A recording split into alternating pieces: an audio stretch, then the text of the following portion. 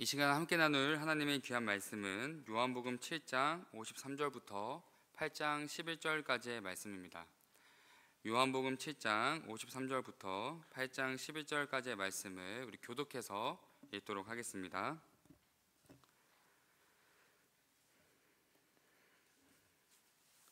(7장 53절부터) 제가 먼저 읽도록 하겠습니다. 다 각각 집으로 돌아가고 갈람산으로 가시니라. 아침에 다시 성전으로 들어오시니 백성이 다 나아오는지라 앉으사 그들을 가르치시더니 서기관들과 바리새인들이 음행 중에 잡힌 여자를 끌고 와서 가운데 세우고 예수께 말하되 선생이여 이 여자가 간음하다가 현장에서 잡혔나이다. 모세는 율법에 이러한 여자를 돌로 치라 명하였거니와 선생은 어떻게 말하겠나이까. 그들이 이렇게 말함은 고발할 조건을 얻고자 하여 예수를 시험함이로라. 예수께서 몸을 굽히사 손가락으로 땅에 쓰시니 그들이 묻기를 맞이 아니하는지라. 이에 일어나 이르시되 너희 중에 죄 없는 자가 먼저 돌로 치라 하시고 다시 몸을 굽혀 손가락으로 땅에 쓰시니 그들이 이 말씀을 듣고 양심의 가책을 느껴 어른으로 시작하여 젊은이까지 하나씩 나가고 오직 예수와 그 가운데 섰는 여자만 남았더라. 예수께서 일어나사 여자 외에 아무도 없는 것을 보시고 이르시되 여자여 너를 고발하던 그들이 어디 있느냐? 너를 정죄한 자가 없느냐? 다 함께 읽겠습니다. 대답하되 주여 없나이다. 예수께서 이르시되 나도 너를 정죄하지 아니하노니 가서 다시는 죄를 범하지 말라 하시니라. 아멘. 이 시간 삶의 여러 이류와 환경 속에서도 하나님의 말씀을 의지하며 믿음으로 예배의 자리에 나오신 성도님들을 환영하고 축복합니다. 간절히 바라기는 이 시간 말씀을 통해서 주시는 하나님의 깊은 위로와 사랑을 경험하며 더 나아가 말씀 앞에 삶을 결단하는 귀한 시간이 되기를 소망합니다. 사랑하는 성도 여러분, 지금까지 살아오면서 누군가를 위로해주거나 격려했던 경험들은 다들 있으시죠? 그렇다면 반대로 누군가에게 위로와 격려를 깊이 받았던 경험들은 있으신가요? 저는 신혼 초에 매번 저녁 늦게까지 대학원 과제를 해야 했습니다. 그래서 늘 저녁마다 아내는 먼저 자고 저는 제 방에서 늦게까지 과제를 하다가 새벽에 자는 일이 참 많았습니다. 그런데 어느 날 제가 평소처럼 밤늦게 과제를 하다가 너무 스트레스가 많이 받아서 이전에 하던 게임을 잠깐 하게 되었는데 너무 재밌어서 이후로는 매일 과제가 끝나자마자 게임을 하고 더 늦게 잠을 자고 했습니다. 그렇게 학기가 마무리되어 갈 때쯤 제 마음 안엔 알 수 없는 큰 용기가 생겼고 이른 저녁부터 아내에게 나 과제하러 갈게 하고 방에 들어가서 열심히 게임을 하고 있었습니다. 그런데 불쑥 제 방문을 열고 들어온 아내에게 게임하는 장면을 들키게 된 겁니다. 저는 그 순간 아내보다 7살 많은 오빠로, 한 가정의 남편으로, 그리고 교역자로 아내에게 전혀 본이 되지 못한 것 같아서 너무 부끄럽고 수치스러웠습니다. 그렇게 아무 말도 못하고 가만히 있는 제게 아내가 이렇게 말해 주었습니다. 오빠, 나 앞에서 그렇게 굳이 애쓰지 않아도 돼. 그냥 오빠 그대로의 모습을 그냥 보여줘. 저는 그 순간 아내로부터 제 존재에 대한 위로와 깊은 사랑을 느끼게 되었고 정말 아내 말대로 앞에서 게임도 하고 제 솔직한 모습들을 더욱 보이면서 서로를 알아가는 귀한 계기가 되었습니다. 사랑하는 성도 여러분, 아마 지금까지 살아오시면서 부모님 혹은 가까운 사람들로부터 존재적으로 위로를 받는 경험 또는 마음에 남는 격려를 한 번쯤 다 받아보셨을 것입니다. 왜냐하면 이 땅을 살아가는 사람들은 누구 할 것 없이 다 너무나 소중하고 귀한 존재들이기 때문입니다. 그런데 오늘 우리가 살펴볼 본문에서는 한 사람, 한 인격체로서 당연히 존중받아야 할 존재의 가치를 박탈당한 채 모든 사람들로부터 죽음의 위협을 받고 있는 한 여인의 이야기가 담겨 있습니다. 따라서 본문에 기록된 여인의 이야기 속에 등장하는 종교 지도자들과 예수님의 모습을 통해 한 영혼에 대한 우리의 모습과 마음을 돌아보고 점검하는, 그리고 말씀 앞에 다시 한번 결단하는 귀한 시간이 되었으면 좋겠습니다. 본문 3절과 4절을 우리 함께 읽어보도록 하겠습니다. 서기관들과 바리새인들이 음행 중에 잡힌 여자를 끌고 와서 가운데 세우고 예수께 말하되 선생이여 이 여자가 간음하다가 현장에서 잡혔나이다. 네. 자, 먼저 본문은 이 여인에 대해서 뭐라고 소개하고 있나요? 간음한 여인이다. 본문은 이 여인의 이름, 나이, 출신에 대해서는 아무것도 말하고 있지 않지만 이 여인이 무슨 죄를 지었는지는 분명하게 말해주고 있습니다. 그로 인해 우리는 그녀가 누구인지 전혀 모르지만 그녀가 행한 죄로 인해 그녀가 왜 이런 상황에 처했는지 쉽게 납득하고 이해를 하고 있습니다. 자, 그렇다면 제가 성도님들께 한 가지 여쭤보겠습니다. 간음한 이 여인은 마땅히 사람들로부터 정죄받고 죽어야 할 죄를 지은 건가요? 아니라고 말하기에는 간음이란 죄가 너무 크고 그렇다고 맞다고 하기에는 뭔가 마음에 불편함이 다들 생기실 것입니다. 자, 그런데 오늘 본문의 이야기를 우리가 조금만 더 자세히 살펴보면 간음한 여인이 서기관과 바리새인들에 의해 이곳에 끌려오기까지 많은 이야기들이 숨겨져 있다라는 사실을 발견할 수 있습니다. 왜냐하면 제가 오늘 본문을 설교하기 위해 본문을 묵상하면서 설교를 준비할 때 제가 너무나 큰 충격에 빠졌기 때문입니다. 마치 간음한 이 여인의 이야기가 추적 60분 그리고 PD수첩, 꽃고무에 나올 법한 충격적인 사실들이 가려져 있었기 때문입니다. 그렇게 우리는 무엇보다 간음한 여인을 예수님 앞으로 데려온 바리새인과 서기관들의 말과 행동에 더욱 주목해서 살펴봐야 합니다. 우리 본문 4절과 5절의 말씀을 다시 한번 읽어보도록 하겠습니다. 다 함께 읽겠습니다. 예수께 말하되 선생이여 이 여자가 간음하다가 현장에서 잡혔나이다. 모세는 율법에 이러한 여자를 돌로 치라 명하였거니와 선생은 어떻게 말하겠나이까. 자, 서기관과 바리새인들은 이 여인을 죽이기 위해 모세의 율법을 내세우고 있습니다. 모세의 율법에 의하면 간음한 사람을 사형하고자 할 때 반드시 두세 사람의 공통된 목격자들이 있어야 하고 더 나아가 간음하는 행위를 직접 목격해야만 사형을 집행할 수 있었습니다. 그래서 일례로 이 당시 어떤 마을 사람들이 수산나라는 여인을 죽이기 위해 그녀를 간음죄로 거짓 신고하게 되었지만 이 증언을 할 때 간음한 장소와 행위에 대한 증언이 엇갈리게 되면서 이 수산나라는 여인의 죄가 사면되는 일이 있었습니다. 이처럼 누군가가 간음죄로 사형당하기 위해서는 두세 사람의 공통된 진술과 함께 현장 목격이 반드시 필요했기 때문에 누군가 간음의 죄를 지었어도 사형까지 가는 것은 참 드문 일이었습니다. 자, 그런데 이런 배경 속에 이 간음한 여인을 죽이고자 하는 바리새인과 서기관들의 태도가 지금 어떻습니까? 너무 태연하고 당당하죠. 확신에 차 있습니다. 이들의 태도를 미뤄보아 아마 이들은 그녀를 확실하게 사형시킬 수 있는 모든 정황과 증거를 완벽하게 가지고 있었다라는 것을 짐작해 볼 수 있습니다. 자, 그런데 이 상황이 상식적으로 이해가 되시나요? 상식적으로 간음은 어떤 죄죠? 은밀하고 치명적인 죄 아닌가요? 쉽게 말해 누군가로부터 들키기 참 어려운 죄가 간음이라는 죄라는 것입니다. 자, 그런데 그렇다면 도대체 이 여인은 왜 이 간음을 하면서 이 현장에서 덜미를 잡히게 된 걸까요? 신명기 22장 23절과 24절은 사형에 해당하는 간음죄에 대해 기록하고 있는데 기록에 따르면 사형의 대상을 약혼한 신부로 제한시키고 있습니다. 쉽게 말해서 결혼을 막 앞둔 여성의 경우에만 사형을 집행했다라는 것입니다. 따라서 이 당시 결혼 정년기가 13살, 14살이었음을 짐작해 볼 때 그리고 결혼 전 약혼한 상태에서 간음을 행했기에 아마 간음죄로 끌려온 이 여인은 최소 10대 초중반에 사리 판단이 미숙한 소녀였음을 우리는 짐작해 볼 수 있습니다. 그리고 더욱이 이 여인이 서기관과 바리새인의 말처럼 현행범으로 잡혀왔다면 이 여인과 간음을 행한 상대 남성도 같이 잡혀왔어야 함에도 현재 남성이 잡혀오지 않았다는 점을 미뤄볼 때 이 모든 사건의 단서들이 단 하나의 추론으로 기결될 수밖에 없습니다. 바로 서기관과 바리새인에 의한 조작된 계획범죄. 이들은 미숙한 어린 소녀를 이용하여 자신들의 계획을 실행했던 것입니다. 왜 그랬을까요?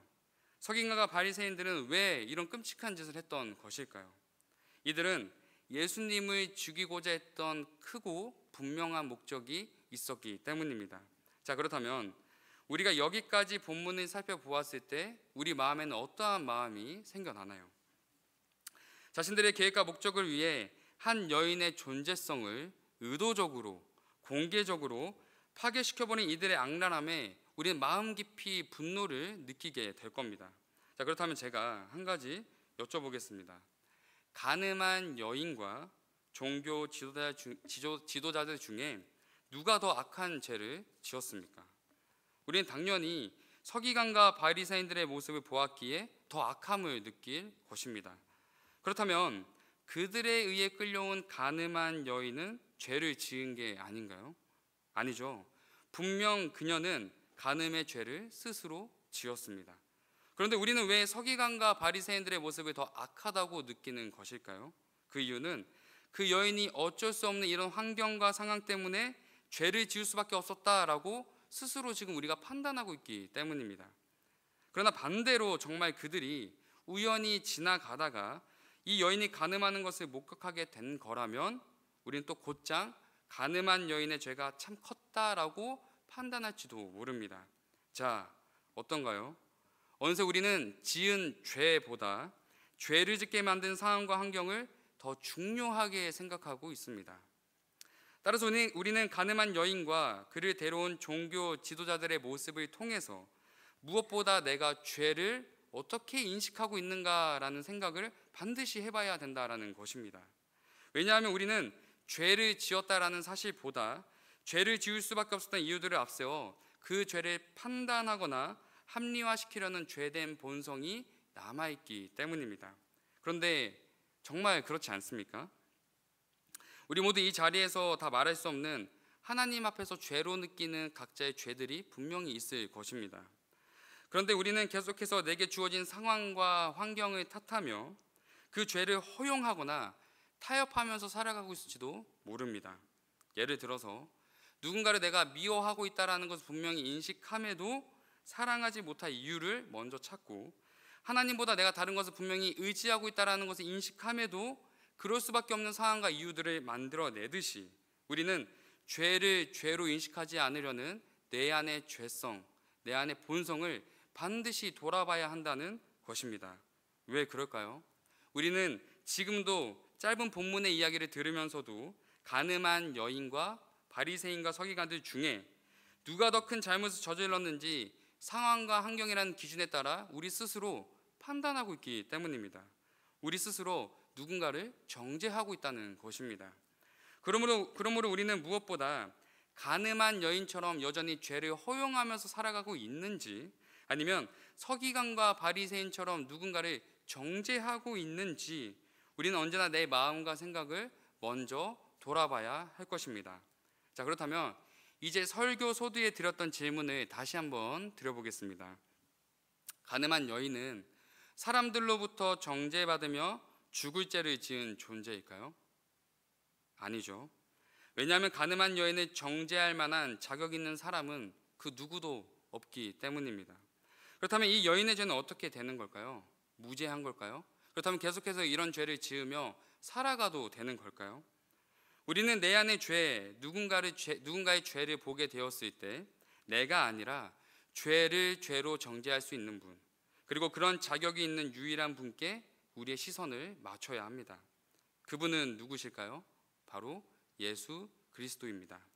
그렇게 우리는 이제 가늠한 여인을 향한 예수님의 모습에 주목해야 합니다. 본문 6절의 말씀을 다 함께 읽겠습니다. 그들이 이렇게 말함은 고발할 조건을 얻고자 하여 예수를 시험함이로라. 예수께서 몸을 굽히사 손가락으로 땅에 쓰시니. 아멘. 예수님은 현재 유대인과 로마인, 그리고 로마인 사이에 껴있는 군사들과 함께 한 무리가 이렇게 예수님을 둘러싸고 있었습니다. 그런데 예수님은 이제 가늠한 여인에 대한 처우를 놓고 살리느냐 죽이느냐 이 두 가지 선택지 중에 반드시 한 가지만을 선택해야 하는 공경에 놓이게 되었습니다.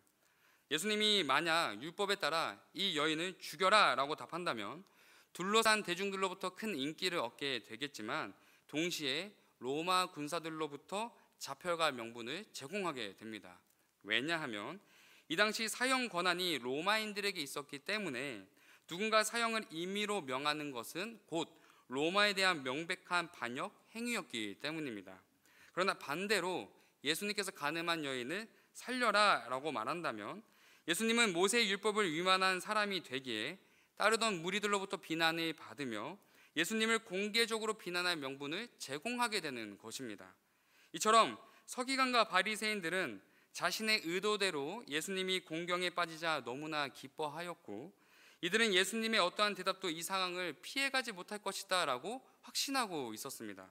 자, 그런데 이때 예수님은 그 누구도 예상하지 못한 반응을 보여주셨습니다. 6절 하반절의 말씀을 제가 읽어드리겠습니다. 예수께서 몸을 굽히사 손가락으로 땅에 쓰시니. 아멘. 예수님이 현재 어떠한 반응을 보이고 계시죠? 몸을 굽혀서 손가락으로 땅에 무언가를 쓰고 계십니다. 자, 그런데 이 장면은 읽는 사람들로 하여금 참 많은 궁금증을 가지게 합니다. 왜냐하면 예수님께서 손가락으로 땅에 쓰신 내용이 성경에 전혀 기록되어 있지 않기 때문입니다. 그래서 성경학자들은 이 장면을 해석할 때 예수님께서 손가락으로 쓰신 내용이 이것이다 저것이다 라고 하면서 다양한 의견을 내놓고 있습니다. 저 또한 충분히 납득이 되는 해석도 있고 이 자리에서 나누고 싶은 내용들도 있었지만 사실 저는 이 장면에서 땅에 쓴 글보다 다른 것에 더욱 초점이 맞춰졌습니다. 본문 6절을 다시 보시면 예수님이 땅에 어떤 글을 쓰셨는지 그 내용에 대해서는 정확하게 기록되어 있지 않지만 분명하게 드러나고 있는 예수님의 특정된 모습이 있습니다. 무엇이죠? 몸을 굽히사 땅에 쓰셨다. 일반적으로 손가락이 땅에 닿으려면 어떻게 해야 될까요? 대부분 허리를 숙이기보다 최대한 땅에 밀착될 만큼 무릎을 굽혀 앉을 겁니다. 그래서 저는 땅에 손가락을 댈 만큼 몸을 굽히신 예수님의 모습을 상상하며 이 장면을 깊이 묵상하고 있을 때 그 장면 속에서 마주하게 된 한 사람을 보게 되었습니다. 누구일까요? 가늠한 여인. 가늠한 여인의 모습이 예수님과 함께 그려졌습니다. 그녀는 서기관과 바리새인들에 의해 차가운 바닥으로 던져졌을 때 자신을 죽이기 위해 수많은 사람들이 돌을 들고 자신을 위에서 내려다 볼 때 그 속에서 아무 말 없이 자신이 엎드려 있는 낮은 곳으로 몸을 낮추시고 자신과 시선을 맞추시는 예수님을 보게 되었을 것입니다. 그리고 여인을 보시고 일어나신 예수님은 무리들을 향해 이렇게 말씀하셨습니다. 너희 중에 죄 없는 자가 먼저 돌로 치라. 예수님은 이 말을 마치시고 또다시 손가락이 땅에 닿을 만큼 몸을 굽혀 앉으셨습니다. 만약 누구라도 예수님의 말을 듣고 그 즉시 돌을 있는 힘껏 던졌다면 가늠한 여인과 함께 누가 돌을 맞았을까요? 아마 몸을 굽히신 예수님도 돌을 맞았을 것입니다.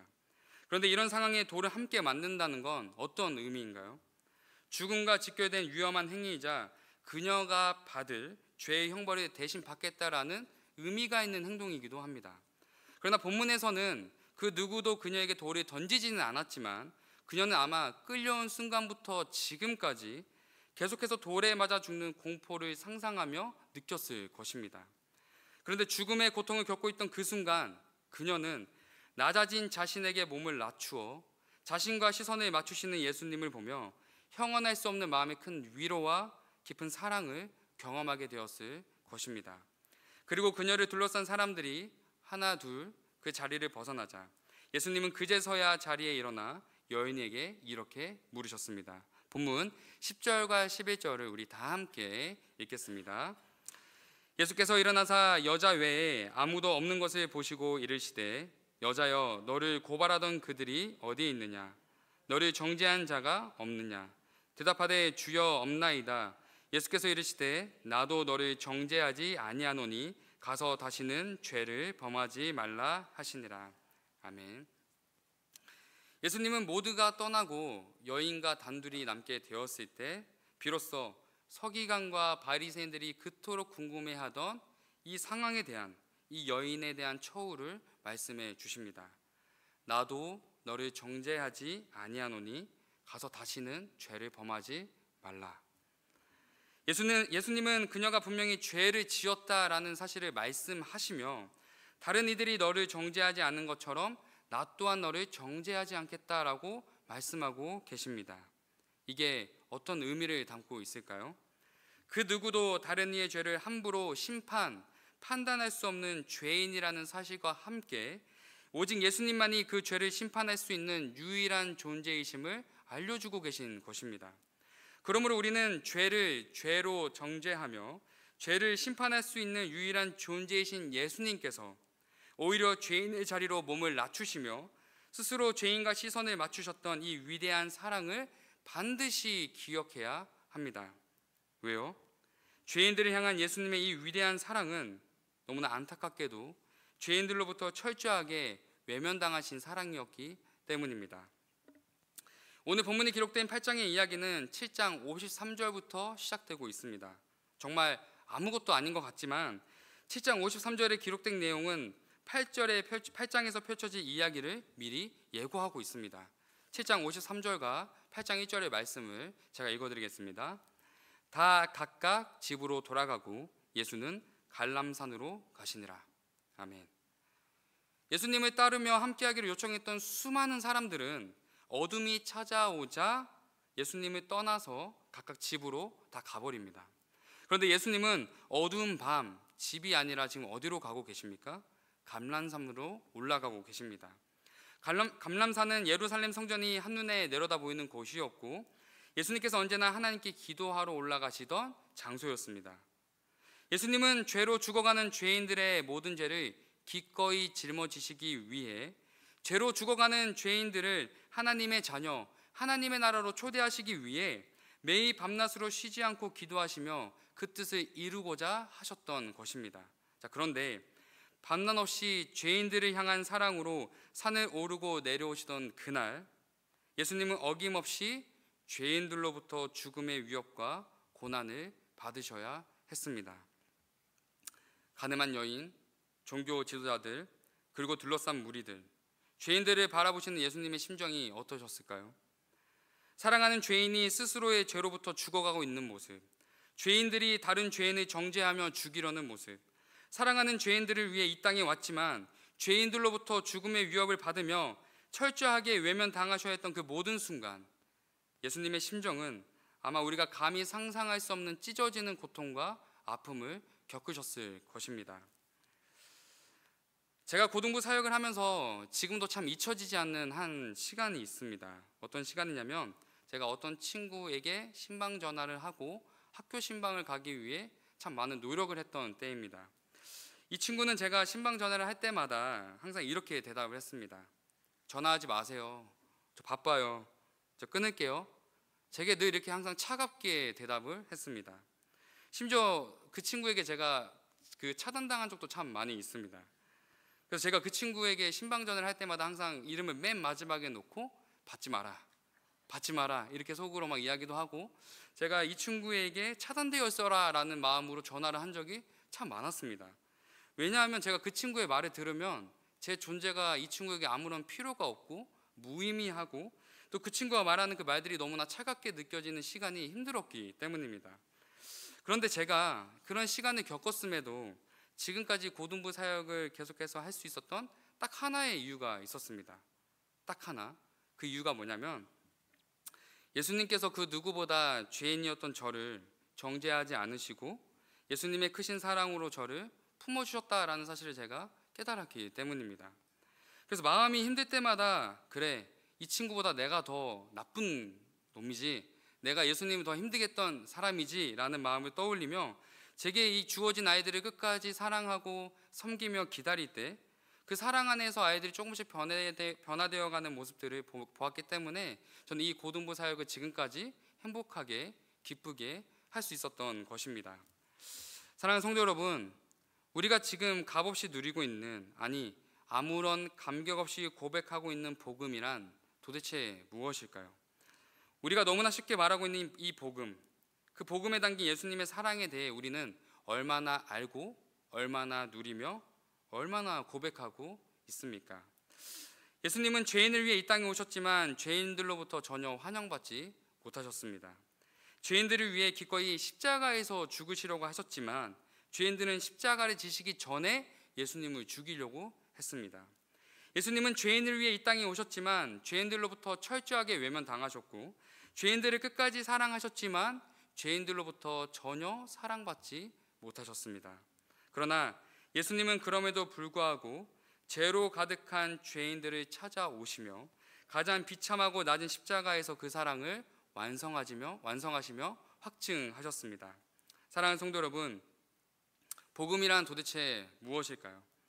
가장 영광스러운 자리에서 가장 비천한 곳으로 자신을 낮추시고 자신의 순결을 더러운 죄인과 맞바꾸시며 가장 낮은 우리와 시선을 맞춰주신 예수님의 그 사랑, 그 기적과도 같은 놀라운 사건이 바로 복음이라는 것을 우리는 꼭 기억해야 합니다. 그러므로 그 사랑을 입은 우리는 이제 어떻게 살아가야 할까요? 예수님이 보여주신 그 사랑의 본을 기억하며 따라가기 위해 힘써야 할 것입니다.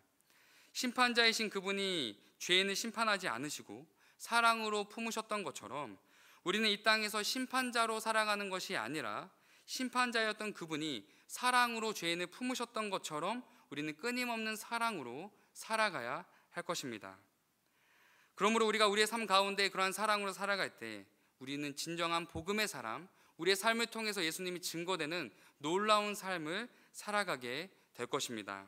그러므로 내게 허락한 모든 상황과 환경 속에, 그리고 마주하는 모든 사람들과의 관계 속에 먼저 몸을 낮추시고 시선을 맞추셨던 그 예수 그리스도의 사랑으로, 그리고 예수 그리스도의 사람으로 살아가는 저와 성도님들의 모든 삶과 신앙의 여정이 되기를 예수님의 이름으로 사랑하고 축복합니다. 이 시간 시선 찬양하신 후에 기도의 자리로 나아가겠습니다.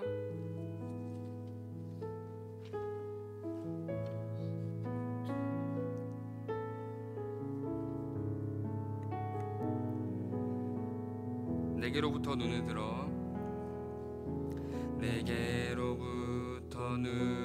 들어 주를 보기 시작할 때 주의 일을 보겠네. 내 작은 마음 돌이키사 하늘에 꿈꾸게 하네. 주님을 볼 때 모든 시선을 주님께 드리고 살아계신 하나님을 느낄 때 내 삶은 주의 역사가 되고 하나님이 일하기 시작. 모든 시선을 주님께 드리고 모든 시선을 주님께 드리고 살아계신 하나님을 느낄 때 내 삶은 주의 역사가 되고 하나님이 일하기 시작하네.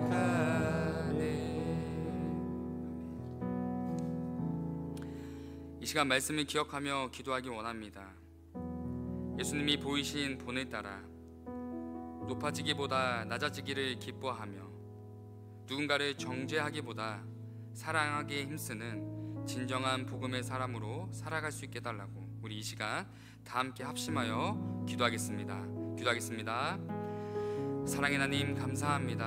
하나님,